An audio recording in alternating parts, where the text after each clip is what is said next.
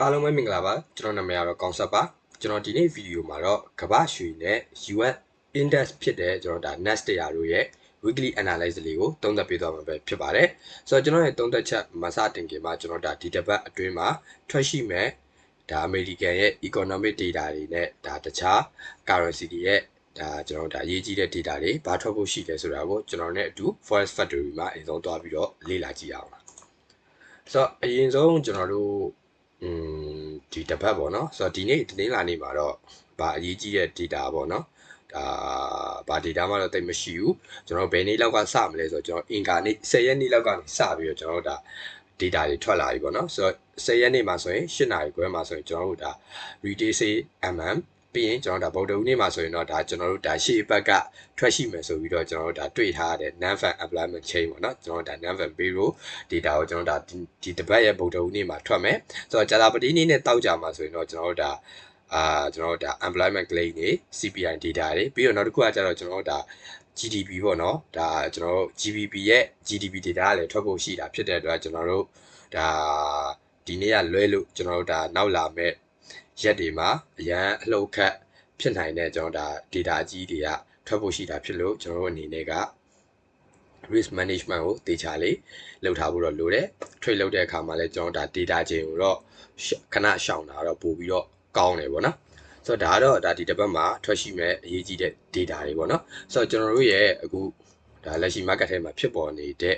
ကျွန်တော်ရဲ့ဒါ technical analysis ကိုတစ်ချက်သားပြီးတော့သုံးသပ်ကြည့်ရအောင်ပေါ့နော်ဆိုတော့ကျွန်တော်ကတော့ရွှေပေါ့နော်ရွှေကိုအရင်ဆုံးကျွန်တော်ဒါ weekly time frame ကျွန်တော်ဒါ daily time frame ဒီမှာကျွန်တော်ရဲ့ liquidity level တွေကျွန်တော်ရဲ့ target liquidity ကိုအရင်တော့ကျွန်တော်ကဒါသုံးသပ်တယ်အရင်ဆုံးကြည့်ရပေါ့နော်ဆိုတော့ဒါလက်ရှိ weekly မှာဆိုရင်တော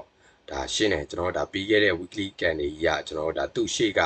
ကျွန်တော်ဒါ weekly candle တွေရဲ့ low တွေပေါ့နော်အဓိကသူ့ရဲ့ low တွေကိုဒါ liquidity ဆွိထားတယ်ယူပြီးတော့မှဒါအားကောင်းကောင်းနဲ့ဈေးပြန်တက်ထားတာကိုကျွန်တော်ဒါတွေ့ရတယ်ပေါ့နော်ဆိုတော့ဒါပြီးခဲ့တဲ့အပတ်မှာဒါပိတ်ခဲ့တဲ့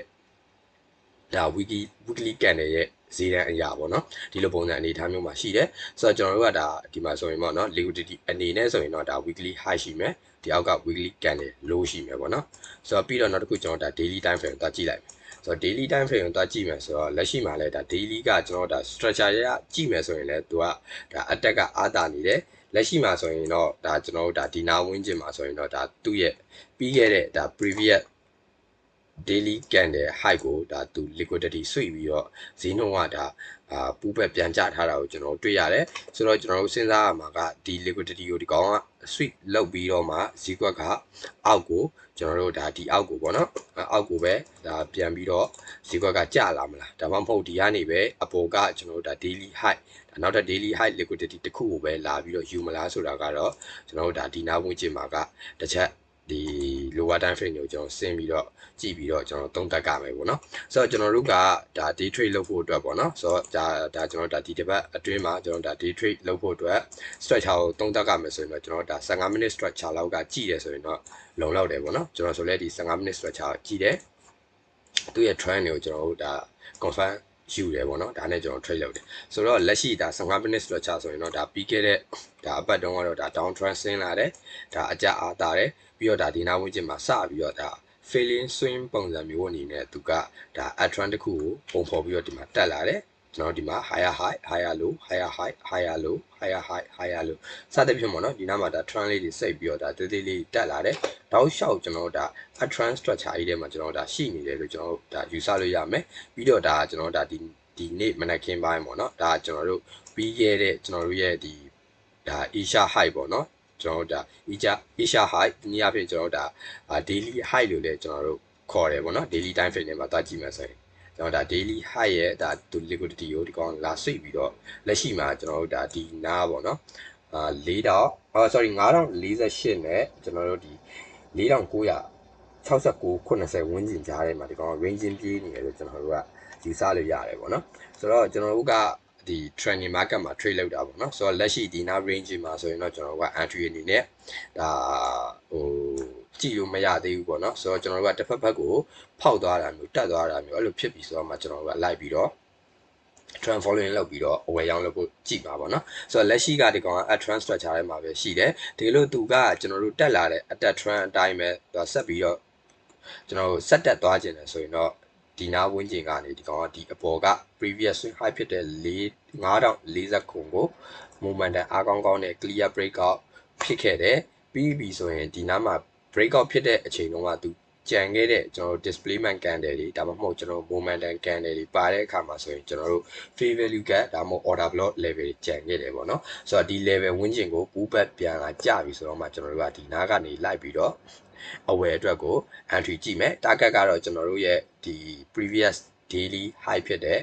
9091တီကိုကျွန်တော်တို့က target ထားပြီးတော့ဝယ်လို့ရတယ်သူထက်နည်းနည်းမြင့်ကျင်နေဆိုရင်တော့ကျွန်တော်တို့ဒါ gain ပြေစေတန်း9100တီကိုကျွန်တော်ကဒါ taking profit ထားပြီးတော့ဒါ trade လုပ်လို့ရတယ်ပေါ့နော်ကိုကဒါ swing trade ဆိုရင်တော့ဒီလိုပုံစံမျိုးဒီလိုကိုယ့်ရဲ့ risk management အတိုင်းပဲဒါကိုက 1:2 ရလို့ပိတ်မယ်ဆိုရင်လည်းကျွန်တော်တို့ဒါဒီနာဝင်းကျင်ကနေကျွန်တော်တို့ဒါ1:2 ရခဲ့တယ်ဆိုရင်ကျွန်တော်တို့က entry အနေနဲ့စဉ်းစားပြီးတော့လိုက်ပြီးတော့ဝယ်တင်တယ်ပေါ့နော်ဆိုတော့ဒါကအဝယ်အတွက်ပြီးတော့နောက်တစ်ခုကအယောင်အတွက်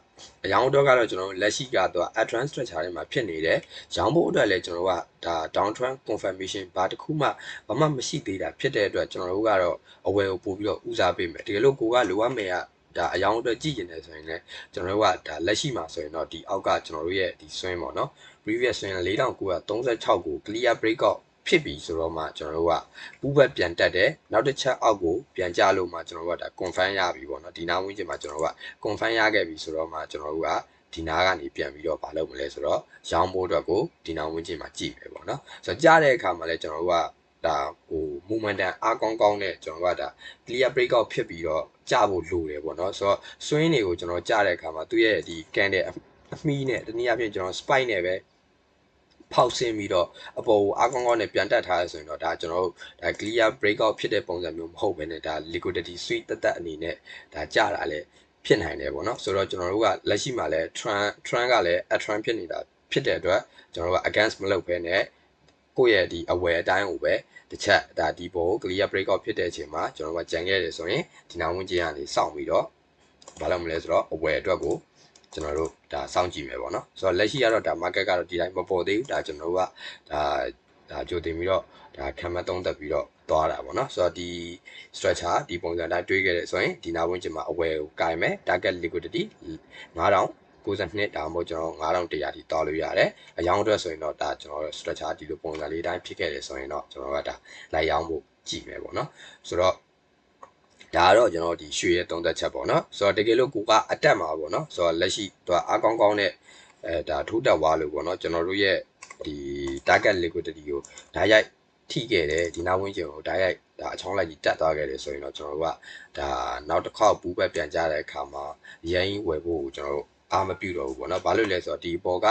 daily high liquidity ကိုဒီကောင်ဆွေ့ပြီးတော့ပြန်ကြတာမျိုးတွေလည်းဖြစ်နိုင်တာဖြစ်တဲ့အတွက်ကျွန်တော်တို့ကတော့ဒီအပေါ် target liquidity ကိုဓာတ်ရိုက်မရောက်ဘဲနဲ့ဒီနားကနေ trend တစ်ခုလိုမျိုးကျွန်တော်တို့ဒါ structure တစ်ခုထပ်ပြီးတော့တိဆောက်ခဲ့တယ်ပုံဖော်လာခဲ့တယ်ဆိုရင်တော့ဒါမျိုးလေးဝင်ဖို့ကျွန်တော်တို့ကယာထားတာပေါ့နော် okay ဆိုတော့ဒါကတော့ကျွန်တော်ရဲ့ရွှေရဲ့သုံးသက်ချက်ပဲဖြစ်ပါတယ်ပြီးတော့နောက်တစ်ခုကကြတော့ကျွန်တော်တို့ next 100ပေါ့နော်ဆိုတော့ next 100ရဲ့ကျွန်တော်သုံးသက်ချက်လေးတောင်းမယ်ပေါ့နော်ဆိုတော့ next 100ကကျွန်တော်တို့ဒီ weekly time frame ပေါ့နော်ဆိုတော့လက်ရှိ weekly မှာဆိုရင်တော့ဒီနားဝန်းကျင်မှာကျွန်တော်တို့ ranging ပြေးတယ်လို့ကျွန်တော်တို့ကသွားဟိုဒါယူဆလို့ရတယ်ပေါ့နော်ဒီနားဝန်းကျင်မှာပေါ့နော်ဆိုတော့ market ကဒီနားမှာပဲသူဒီကောင်တော်တော်လေးကိုကြာပြီးတော့သွားနေတယ်ပေါ့နော်ဆိုတော့ကျွန်တော်တို့ကဒါ liquidity အနေနဲ့ဆိုရင်တော့ကျွန်တော်တို့ကအရင်ဆုံးကျွန်တော်တို့ရဲ့ဒီမှာ weekly high liquidity တစ်ခုရှိမယ်ဆိုတော့ကျွန်တော်တို့ရဲ့ဒီအောက်မှာ weekly low liquidity တစ်ခုရှိဆိုတော့လက်ရှိကျွန်တော်တို့ဒါဈေးကွက်ကဒီကြားတဲ့ဝင်းကျင်မှာကျွန်တော်ရှိတယ်ပေါ့နော်ဆိုတော့ဒါကကျွန်တော်တို့ဒါ weekly time frame ကိုတစ်ချက်ကြည့်ပြီးသွားပြီဆိုတော့ကျွန်တော်တို့ဒါ daily time frame ရဲ့ liquidity ကိုကျွန်တော်ရှာလိုက်ပြီဆိုတော့ daily မှာဆိုရင်လည်းကျွန်တော်တို့ဒီမှာdaily ရဲ့ကျွန်တော်တို့ဒါ daily high liquidity ပေါ့နော်လက်ရှိမှာဒီကောင်ကို sweep လုပ်ပြီးတော့ဈေးကွက်က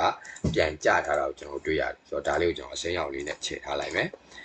ဒီမှာတခုရှိမယ်ပြီးရင်သူ့အပေါ်မှာဒီပေါ်မှာကျွန်တော်ရဲ့ daily high ရှိမယ်ဒီပေါ်မှာလည်းရှိအောင်မယ်စသဖြင့်ဒါသူ့ရဲ့ liquidity ရှိတယ်ပေါ့နော်ဆိုတော့ဒီကောင်ကဒီနာဝင်းကျင်ကနေဈေးကွက်ကဘာဖြစ်နေလဲဆိုတော့ liquidity ဆွေ့ပြီးတော့ပြန်ကျနေတယ်လို့ကျွန်တော်ကဒါတွေ့ရတယ်ပေါ့နော်ဆိုတော့ဒါ daily time frame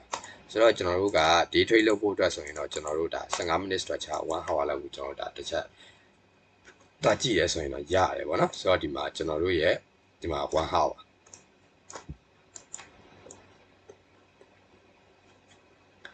so 1 hour မှာဆိုရင်ကျွန်တော်ကအရင်ဆုံးပေါ့နော်ကျွန်တော်ရဲ့ဟိုဟာလေးကိုတစ်ချက်ကြည့်မယ်ပေါ့နော် session indicator လေးကိုကျွန်တော်တစ်ချက်ဖွင့်မယ်ဆိုတော့အဓိကကျွန်တော်ပါကြည့်လဲဆိုတော့ Asia session ရဲ့ high low တွေပေါ့နော်သူရဲ့ liquidity ကိုကျွန်တော်တို့ဒါအဓိကထားပြီးတော့ဒီမှာကြည့်ရပေါ့နော်ဆိုတော့ဒီမှာဆိုရင်တော့ကျွန်တော်တို့ဒီမှာဒါကျွန်တော်တို့ရဲ့ Asia high ရဲ့ကျွန်တော်တို့ liquidity တစ်ခုရှိမယ်ပေါ့နော်ဆိုတော့ဒါလေးကကျွန်တော်တို့ရဲ့ဒါ Asia high liquidity တစ်ခုရှိတယ်ဆိုတော့ဒါပြီးပြီဆိုတော့ကျွန်တော်50 minute structure ကိုသွားမယ်ပေါ့နော်50 minute structure မှာကျွန်တော်ဒီနေ့မနက်ခင်းပိုင်းမှာကျွန်တော်ဒါ market သုံးသက်ချက်ပို့ပေးထားတယ်ပေါ့နော်ဆိုတော့ဒါလက်ရှိဒီမှာဒါဈေးကွက်ဖွင့်တော့သူတက်ခဲ့တာဒီနားမှာကျွန်တော်တို့ဒါ gap နဲ့ဒါကျွန်တော်အားကောင်းကောင်းနဲ့တက်ခဲ့တယ်ပြီးတော့နေ့လေခင်းပိုင်းမှာ gap ကိုလာပြန်ဖြည့်တယ်ဈေးကွက်ကတက်တယ်ဒါပေမဲ့ဒီကောင်ကဒီကတက်လာတဲ့ advanced structure အတိုင်းဖောက်ပြီးတော့ဒါအပေါ်ဒါဆက်တက်သွားတာမျိုးမပြခဲ့ပဲနဲ့ကျွန်တော်တို့ gap ကိုဖြည့်တယ်ဥပတ်တက်တယ်ပြီးတော့ဒီ gap ကြီးကိုဒီကောင်ဘာလုပ်သွားလဲဆိုတော့ဒီမှာစပြီးတော့ချိုးဖြတ်သွားတယ်ပေါ့နော်ဆိုတော့ကျွန်တော်တို့ကဒါဘယ်လိုသုံးသပ်လို့ရပြီလဲဆိုတော့ဒီလိုဒီကောင်ကဒါအတအားကောင်းကောင်းနဲ့ဆက်တက်ချင်တယ်ဆိုရင်ဒီ gap ကိုဖြည့်ပြီးရတယ်ဒီကောင်ကအပေါ်တက်ကမှာပေါ့နော်ဆိုတော့ဒီမှာမတက်ဖဲနဲ့gap ဖြည့်တယ်ဘူးပတ်ပြတယ်ပြီးတော့ဒီမှာအဲ့ gap ကြီးကိုပြန်ဖောက်ပြီးတော့ဆင်းသွားပြီဆိုတော့ကျွန်တော်တို့အနေနဲ့ကဒါဒီကောင်ကဘာလဲပေါ့နော်လက်ရှိမှာဆိုရင်ဒါကျွန်တော်ရဲ့ swing low နာရှိတယ်ကျွန်တော်တို့ဒါ trend ကိုဒီကောင်လာစပြီးတော့ချင်းရောကိုက်တာပုံစံမျိုးစပြီးတော့လာဖို့ဘီလာပေါ့နော်ဒါကိုကျွန်တော်ကဒါတစ်ချက်သတိထားပြီးတော့ကြည့်ရမယ်ပေါ့နော်ဆိုတော့လက်ရှိမှာလဲ structure ကတက်တာကျွန်တော်ဒါအတက် trend နဲ့တက်လာတယ်ဒီမှာ swing လို့ဖြစ်တယ်ဒီမှာစပြီးတော့ချင်းရောကိုက်တာပေါ်ထားပြီဆိုတော့ဒါကျွန်တော်တို့ဒီနားမှာ Taiwan တခုရပြီပေါ့နော်ဆိုတော့ market ကတကယ်လို့ဒီနားကနေဒီကောင်ကကျပြီးတော့မှပူးပတ်ပြန်တက်တယ်ထပ်ပြီးတော့ break တယ်ဆိုရင်တော့ကျွန်တော်တို့ဒါဒီနားဝန်းကျင်မှာမရပါမလဲဆိုတော့ကျွန်တော်တို့ဒါ down trend confirmation တစ်ခုအနေနဲ့ဒီနားဝန်းကျင်မှာရသွားလိမ့်မယ်ပေါ့နော်ရသွားပြီဆိုတော့မှကျွန်တော်တို့ကနောက်တစ်ချိန်ပူးပတ်ပြန်တက်လာတဲ့အခါမှာကျွန်တော်တို့ဒီနားကbreak လုပ်ပြီးဖောက်ဆင်းခဲ့တဲ့ကျွန်တော်တို့ဒီအစင်းကန်တယ်တွေမှာပေါ့နော်ကျွန်တော်တို့ဒါ displacement ကန်တယ်တွေ movement အားကောင်းနဲ့ဆင်းလာပြီးတော့ကျွန်တော်တို့ရဲ့ fair value gap ဒါမှမဟုတ် order block ဒါကန်တယ်ကြီးကျန်းခဲ့မလားဆိုတော့ဒီနားဝန်းကျင်မှာကျွန်တော်တို့က entry ကိုစောင့်ပြီးတော့ကျွန်တော်တို့ဒါရောင်းဖို့အတွက်ကိုလိုက်ပြီးတော့ကြည့်မယ်ပေါ့နော်ဆိုတော့ target အနေနဲ့ကတော့ကျွန်တော်တို့ကတော့ target liquidity အနေနဲ့ကတော့ကျွန်တော်တို့လက်ရှိမှာကျွန်တော်တို့ဒါဆွင်းအနေနဲ့ဆိုရင်တော့ဒါကျွန်တော်တို့ဒါ weekly ရဲ့ low ရှိမယ်ဆိုတော့ဒီနားမှာဆိုရင်တော့ဒါကျွန်တော်ရဲ့ဒီနားကဒါဆွင်းလေးတွေရှိမယ်ပေါ့နော် New York low ကျွန်တော်ဒါ London low စသဖြင့်ဒါလေးရှိမယ်ဆိုတော့အနည်းဆက်ဆုံးဒီနားဆွင်းတွေတီကိုကျွန်တော်ကဒါ target ထားပြီးတော့လိုက်ပြီးတော့ရောင်းလို့ရတယ်ဒီနားမှာ confirmation ရခဲ့တယ်ဆိုရင်ပေါ့နော်တကယ်လို့ကိုကအဲ့လိုမဟုတ်ဘူးပေါ့နော်ဆိုတော့ 1:2 တိုင်းပဲကိုရဲ့ risk and reward management အတိုင်းပဲသွားမယ်ဆိုရင်တော့ကျွန်တော်ဒါဒီနာဝန်းကျင်မှာ entry ပေါ်လို့ 1:2 ရခဲ့တယ်ဆိုရင်တော့ကျွန်တော်ကဒါအယောင်အတွက်ကြည့်နိုင်တယ်ပေါ့နော်ပြီးတော့နောက်တစ်ခုကအဝယ်အတွက်ဆိုရင်တော့ကျွန်တော်ကရှင်းတယ်ဒီအပေါ်ကဒီ swing ကို clear break out ပေါ့နော်ပုံမှန်အားကောင်းနဲ့ဖောက်တက်သွားပြီဆိုတော့မှကျွန်တော်တို့ကဘာလုပ်လို့ရမလဲဆိုတော့အဝယ်အတွက်ကိုကြည့်လို့ရမယ်ဘူးပဲပြန်ကြတဲ့အခါမှာကျွန်တော်ဒီနားမှာကြံခဲ့တဲ့ fair value gap ဒါမှမဟုတ် order block level တွေကနေဝယ်မယ်ကျွန်တော် target ကိုတော့ဒီပေါ်ကကျွန်တော် daily high ကန်တယ်ပေါ့နော်25,573ထိကိုကျွန်တော်က target ယူထားလို့ရတယ်ဒါမှမဟုတ် 1:2 နဲ့ဒါ entry ထွက်ချင်တယ်ဆိုရင်ဒီနားဝန်းကျင်မှာကျွန်တော်ကဒါ exit လုပ်လို့ရတယ်ဒီလိုပုံစံမျိုးနဲ့ကျွန်တော်က trade လုပ်ဖို့အတွက်ကြည့်မယ်ပေါ့နော်ဆိုတော့ကျွန်တော်တို့ကလက်ရှိအဓိကအဆုံးဖြတ်ကတော့ဒီနာဝန်းကျင်မှာကျွန်တော်တို့ကဒါအဓိကထားပြီးတော့ကြည့်ရမှာပေါ့နော်ဆိုတော့ဒါကကျွန်တော်တို့ဒီ next data ရဲ့ကျွန်တော်ဒါဒီကနေ့ညပေါ့နော်သုံးသက်ချက်လေးဖြစ်ပါတယ်ဆိုတော့ကျွန်တော်စိတ်အထင်ကတော့ကျွန်တော်တို့ဒါ data တွေလည်းဒီနေ့ညမှာကျွန်တော်မရှိဘူးဆိုတော့အရင်တော့အလှုပ်ခတ်တော့မရှိလောက်ဘူးလို့တော့ထင်တယ်ပေါ့နော်ဒီလိုဖြစ်ခဲ့တယ်ဆိုရင်တော့ကျွန်တော်ဒါ trend အတိုင်းကျွန်တော်ပုံဖော်ခဲ့တယ်ဆိုရင် trend following အတိုင်းလိုက်ပြီးတော့ trade လုပ်မယ်တကယ်လို့ပုံမဖော်ခဲ့ပဲနဲ့ကျွန်တော်တို့ဒီနာဝန်းကျင်မှာပဲဒါ range ပြေးနေမယ်ဆိုရင်တော့ဒါကျွန်တော်တို့တစ်ဖက်ကိုဖောက်ထွက်တာကိုစောင့်ပြီးတော့မှာပဲကျွန်တော်ကဒါအယောင်းဝယ်လုပ်ဖို့အတွက်ကိုပြန်ပြီးတော့ market structure အတိုင်းသုံးသပ်မယ်ပေါ့နော်ဆိုတော့ဒါကတော့ကျွန်တော်ဒီနေ့ဒါသုံးသပ်ပေးသွားတဲ့ကမ္ဘာရွှေနဲ့ကျွန်တော်ဒါ US index ဖြစ်တဲ့ Nasdaq တို့ရဲ့ဒါ analyze လေးပဲဖြစ်ပါတယ်ဆိုတော့ကျွန်တော်ဒီနေ့ video ကတော့ဒီလောက်ပါပဲဆိုတော့နောက်ပတ်ဒီမှာလည်းကျွန်တော်ဒါဒီ analyze video တွေကျွန်တော်ရဲ့ဒီ daily ဒါ trade idea တွေနဲ့အတူပြန်လာခဲ့ပါမယ်အားလုံးကိုကျေးဇူးအများကြီးတင်ပါတယ်နောက်ထပ် video တွေမှာပြန်လည်ဆုံတွေ့ကြပါမယ်